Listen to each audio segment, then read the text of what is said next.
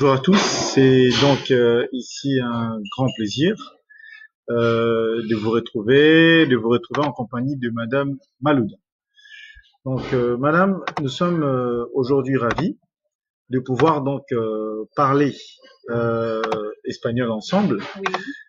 plus précisément sur l'épreuve E3C1. Donc à quoi consiste cette épreuve?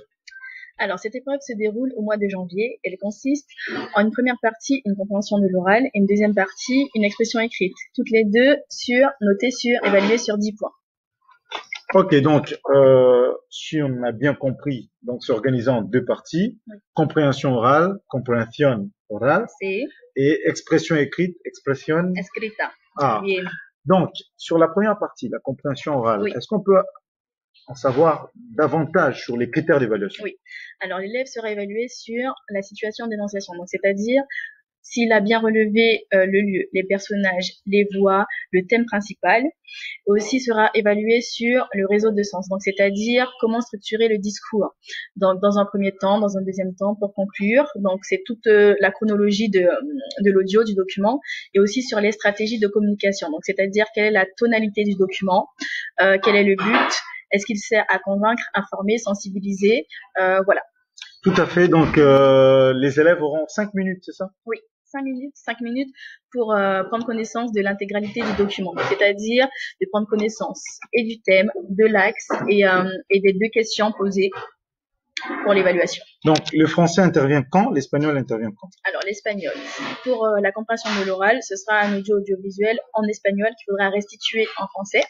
Et pour l'expression écrite, ce sera une question en espagnol qu'il faudra aussi rédiger en espagnol. Oui.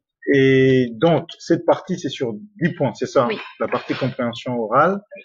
Et qu'est-ce que vous attendez vraiment de vos élèves? Oui. Alors, l'élève devra repérer le thème principal du document, à qui s'adresse le document, les informations importantes qui sont données, et aussi la fonction et la portée du document. D'accord, donc sans plus tarder, on peut prendre ici donc un exemple pour fixer les idées. Oui. D'accord, ok. Je vois le texte que vous avez proposé. C'est intitulé comment ce texte El déjà? acercamiento al pop inglés. Ah, ok. On peut peut-être tester Bien et sûr. voir un petit peu qu'est-ce que ça donne. Bien sûr. Donc c'est parti.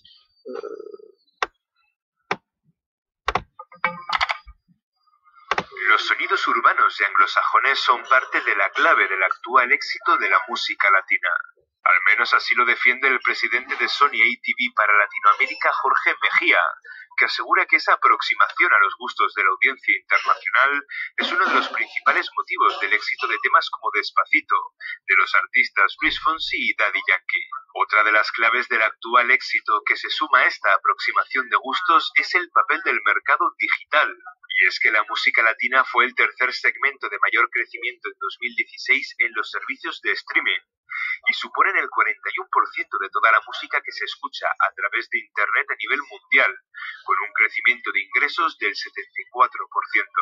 El boom de los sonidos latinos llega en medio de la conferencia Billboard de la música latina, con Despacito recorriendo los altavoces de todo el mundo mientras se codea con artistas como Kendrick Lamar o Ed Sheeran.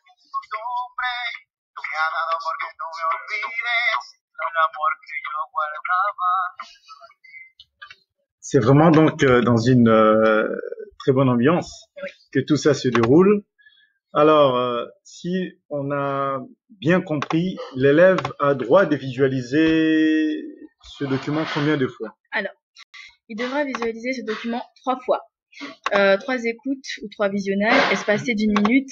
Et pendant ces 1 minute, l'élève devra prendre des notes. Oui. Voilà. Ok, donc on imagine que l'élève a été par exemple sur YouTube Oui. et a tapé le titre que vous avez donné Oui. ici et a visionné 3 fois. C'est Oui, bien ça, tout à fait. Et 1 minute d'intervalle. Voilà, tout à fait. Ok. Donc, suite à ça, est-ce que vous n'avez pas une proposition élève sur la Oui. compréhension? Alors là, ce qu'il fallait comprendre, c'est déjà quel est le thème. Donc, on nous parle de la musique latine. Aussi, on nous parle aussi de son succès. À quel niveau? Au niveau mondial. Par quels moyens? Donc, on voit qu'il y a des artistes qui émergent, voilà, qui émergent sur quoi? Sur quelle plateforme? Sur le marché digital, donc Internet. donc sur des plateformes comme YouTube ou Spotify. Il fallait aussi comprendre qu'est-ce que génère ce boom de la musique latine. Donc ça génère forcément des recettes, de l'argent, et aussi ça génère qu'il y a des collaborations avec des artistes internationaux. Voilà. Ok, très bien. Donc, ça donne, les anglo-saxons font partie du succès actuel de la musique latine. Le rapprochement au goût de l'audience internationale est l'une des clés principales, comme la chanson Despacito, des artistes Luis Fonsi et Daddy Yankee. autre clé de succès actuel, le rôle du marché digital. La musique latine fut le troisième Marché, le plus croissant en 2016 au travers des services de streaming. oui. 41% de toute la musique écoutée à travers Internet et au niveau mondial. Cela représente une recette de 74%. C'est le boom de la musique latine. La conférence Billboard le confirme. La chanson Despacito, parcourt tous les haut-parleurs avec la participation des artistes tels que... Kendrick Lamar et Ed Sheeran. Merci beaucoup, madame. Donc, sur la deuxième partie, maintenant, l'expression écrite, ça se passe comment? Quels sont les critères d'évaluation? Alors, nous allons évaluer le contenu. Donc, c'est-à-dire tous les éléments significatifs du document. Nous allons aussi évaluer la construction du discours, donc les connecteurs logiques, quelle est la chronologie du document. Nous allons aussi évaluer la richesse de la langue et la richesse du vocabulaire. Voilà. Ok, donc il faut donc un discours de qualité, Voilà. un discours cohérent, qui respecte les règles de la langue Tout à fait. et qui peut mettre en valeur la richesse littéraire ici de Tout à l'époque. fait. Donc si je comprends très bien, il y a quand même des restrictions où l'élève peut écrire autant de lignes qu'il souhaite. Alors, l'élève doit écrire 120 mots ou plus. Ok, Donc, voilà.